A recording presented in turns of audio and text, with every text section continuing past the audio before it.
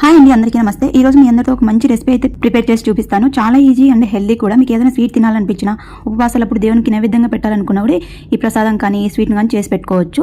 చాలా సింపుల్గా చేసుకోవచ్చు. ప్రిపరేషన్ అయితే చూసేయండి. పిల్లలు ఎక్కువగా స్వీట్ తినాలని అప్పుడప్పుడు మారం చేస్తుంటారు. అలాంటి సమయాల్లో కూడా ఇది చాలా క్విక్గా చేసేయచ్చు. సో నేను ఇక్కడ ముందుగా 2 టేబుల్ స్పూన్ దాకా నెయ్యి అనేది యాడ్ చేసుకున్నాను. నెయ్యి వేసుకొని కరిగించుకున్న తర్వాత మీకు కావాల్సిన డ్రై ఫ్రూట్స్ వేసుకొని వేయించుకోండి. నేను చాలా ఎక్కువ వేసాను, సో తినడానికి కూడా ఉంటాయని.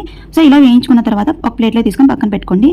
డ్రై ఫ్రూట్స్ అనేది పక్కన తీసి పెట్టుకున్న తర్వాత ఒక చిన్న కప్పు దాకా ఇక్కడ నేను ఉప్మా రవ్వ వాడుతున్నాను. గోధుమ రవ్వ అది యూస్ చేస్తున్నాను. చాలా బాగుంటుంది. అదే వేడికి నెయ్యిలో ఇదంతా బాగా వేయించుకోండి. ఒక 5 మినిట్స్ పాటు బాగా వేగిపోవాలి. అప్పుడు మంచి టేస్ట్ అనేది వస్తుంది. ఇదంతా బాగా వేయించుకున్న తర్వాత 1/2 లీటర్ దాకా వాటర్ పోసుకోండి. నేను ఇక్కడ పాయసంలో చేయాలనుకుంటున్నాను కాబట్టి 1/2 లీటర్ వాటర్ పోసుకున్నాను. మీరు కేసరి లాగా హల్వా లాగా చేసుకోవాలి అనుకుంటే మీరు ఏ కప్పుతో అయితే రవ్వ తీసుకున్నారో అదే కప్పుతో 3 కప్పుల దాకా వాటర్ పోసుకోండి. గట్టి పడకుండా మెత్తగా మృదువుగా ఉంటుంది.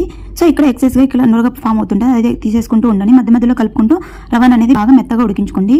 మీరు ఈ పాయసం చేసుకోవడానికి చక్కెర కానీ బెల్లం కానీ యూస్ చేసుకోవచ్చు. చక్కెర ప్లేస్లో బెల్లం యూస్ చేసుకుంటే మంచి టేస్ట్ అనేది ఉంటుంది. చూడండి, చూపిస్తున్న విధంగా బాగా మెత్తగా ఉడికించుకోవాలి. బెల్లం వేసిన తర్వాత గట్టి పడుతుంది కాబట్టి నేను ఇక్కడ ఏ కప్పుతో తీసుకున్నాను ఆ కప్పుకి 1/2 కప్పు దాకా బెల్లం వేసుకున్నాను. తక్కువైందని మళ్ళీ ఇంకొకసారి వేసుకున్నాను. సో నేను వేస్తున్నప్పుడు ఆ క్లిప్ మిస్ అయింది కాబట్టి అది చూపించలేదు. సో ఇదంతా బెల్లం అంతా బాగా కరిగిపోయిన తర్వాత ఆఖరిలో 1 కప్పు దాకా కాచి చల్లార్చిన పాలు కానీ పచ్చి పాలు కానీ గట్టిగా వేసుకోండి.